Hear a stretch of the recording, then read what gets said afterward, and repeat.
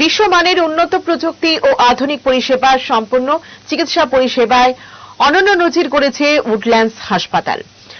RP Sanjeev Goenka গ্রুপের অঙ্গ এই হাসপাতাল শুধুমাত্র কলকাতা বা পশ্চিমবঙ্গেই নয়, সমগ্র পূর্ব ভারতের রোগীদের উন্নত ও আধুনিক চিকিৎসা পরিষেবা প্রদানে এক উন্নত নাম।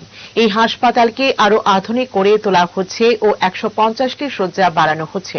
উডল্যান্ডস হাসপাতালের ম্যানেজিং ডিরেক্টর তথা সিইও রূপক বড়ুয়া বৃহস্পতিবার সাংবাদিক সম্মেলনের মাধ্যমে এই হাসপাতালের নানান সাফল্য এবং ত্রিপুরা সংক্রান্ত ভাবনা চিন্তা তথা প্রেক্ষাপটের কথা তুলে ধরেন।